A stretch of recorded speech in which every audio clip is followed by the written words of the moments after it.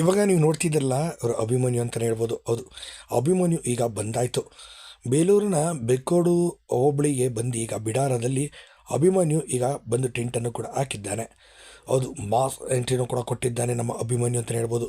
ನೋಡಿ ಅಭಿಮನ್ಯು ಎಷ್ಟು ಗಾಂಭೀರ್ಯದಲ್ಲಿ ಇದ್ದಾನೆ. ಆರಾಮಾಗಿ ಊಟ ಮಾಡ್ತಾ ಇಂದು ರೆಸ್ಟ್ ಮಾಡ್ತಿದ್ದಾನೆ. ಯಾಕೆಂದರೆ ಇಂದು ತಾನೇ ಅವನು ಬಂದಿರೋದಲ್ವಾ, ಅದರಿಂದ ಅವನು ತುಂಬಾ ರೆಸ್ಟ್ ಮಾಡ್ತಿದ್ದಾನೆ. ನಾವು ಕೂಡ ಈ ವಿಡಿಯೋನ ಮಾಡೋಕ್ಕೆ ಸಿಕ್ಕಾಪಟ್ಟೆ ತುಂಬಾ ಕಷ್ಟಪಡ್ತಾ ಇದ್ದೀವಿ. ಆ ಕಾರಣಕ್ಕಾಗಿ ನೀವು ಎಷ್ಟು ವೀಡಿಯೋಗೆ ಲೈಕ್ಗಳು ಕೊಡ್ತೀರೋ ಆಗ ನಮಗೆ ವೀಡಿಯೋ ಮಾಡೋಕ್ಕೆ ಮತ್ತಷ್ಟು ಮೋಟಿವೇಟ್ ಕೂಡ ಆಗುತ್ತೆ.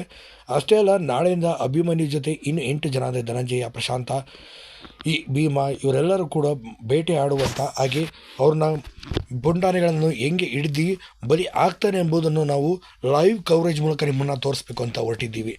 ಈ ವಿಡಿಯೋಗಳಿಗೆ ಎಷ್ಟು ಲೈಕು, ಶೇರ್ಗಳು, ಕಮೆಂಟ್ಸ್ಗಳು ಬಿಡುತ್ತೋ ಅದ್ರ ಮೇಲೆ ನಾವು ಆ ವಿಡಿಯೋಗಳನ್ನ ಮಾಡಬೇಕೋ ಬೇಡವೋ ಅನ್ನೋ ನಿರ್ಧಾರಗಳನ್ನು ಕೈಗೊಳ್ಳೋಣ ಅಂತ ತೀರ್ಮಾನ ಮಾಡಿದ್ದೇವೆ. ಆ ಕಾರಣಕ್ಕಾಗಿ ಈ ವಿಡಿಯೋಗೆ ಸಾಧ್ಯವಾದಷ್ಟು ಲೈಕ್ಗಳನ್ನ, ಶೇರ್ಗಳನ್ನ ಕೊಡ್ತಾ ಹೋಗಿ ಸ್ನೇಹಿತರೆ.